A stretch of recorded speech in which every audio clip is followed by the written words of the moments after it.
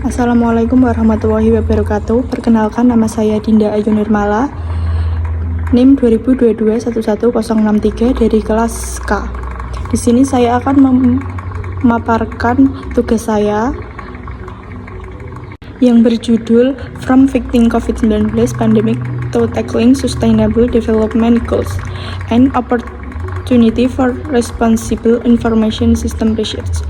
Judul tersebut membahas bagaimana pandemi COVID-19 meskipun membawa dampak negatif besar, dapat menjadi peluang bagi penelitian sistem informasi atau IS yang bertanggung jawab untuk berkontribusi dalam menangani tantangan besar seperti pandemi dan mendukung pencapaian tujuan pembangunan berkelanjutan. Jurnal ini menggarisbawahi peran penting penelitian IS dalam membangun keberlanjutan digital dan beradaptasi dengan perubahan yang diakibatkan oleh pandemi. Yang kedua ada latar belakang. Latar belakang ada 3. Yang pertama, pandemi COVID-19 menimbulkan ancaman besar terhadap kesehatan dan kesejahteraan masyarakat di seluruh dunia. Yang kedua, dinyatakan sebagai pandemi global oleh WHO pada 11 Maret 2020. Yang ketiga, menyebabkan disrupsi dalam berbagai aspek termasuk perilaku informasi, model bisnis, keamanan siber, dan privasi data. Selanjutnya ada tujuan penelitian. Yang pertama ada menekankan perlunya penelitian sistem informasi yang bertanggung jawab untuk membantu mengatasi tantangan global.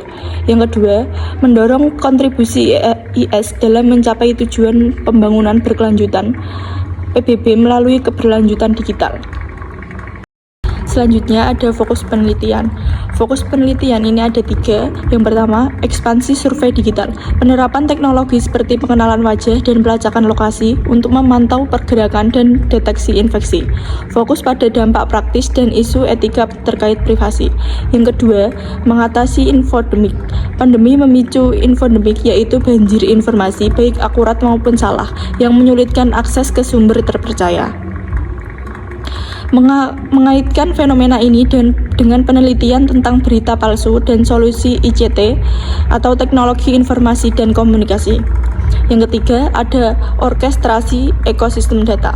Keterlibatan berbagai entitas atau pemerintah, penyedia teknologi, institusi kesehatan, dan lain-lain dalam produksi dan pengumpulan data.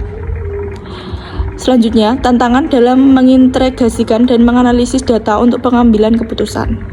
Selanjutnya ada kesimpulan. Peneliti di bidang sistem informasi atau IS didorong untuk berperan aktif dalam menghadapi berbagai tantangan, seperti pandemi global dan masalah lainnya yang mungkin muncul di masa depan.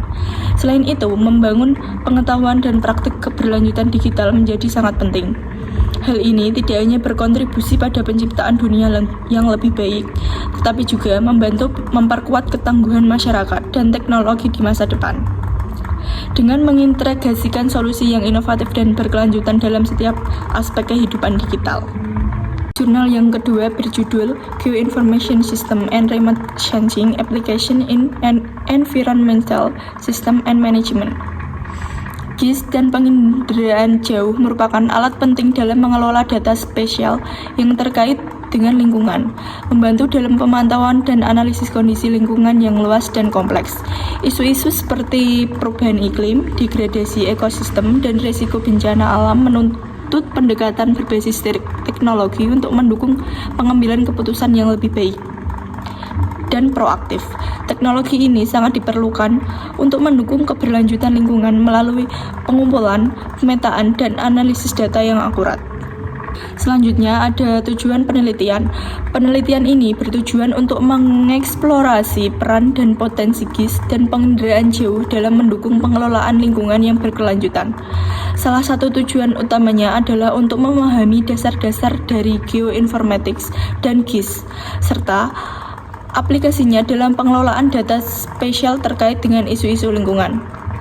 Selain itu, penelitian ini bertujuan untuk mengidentifikasi aplikasi praktis GIS dan penginderaan jauh dalam berbagai bidang, termasuk pemantauan kualitas udara, pengelolaan sumber daya alam, dan mitigasi bencana alam.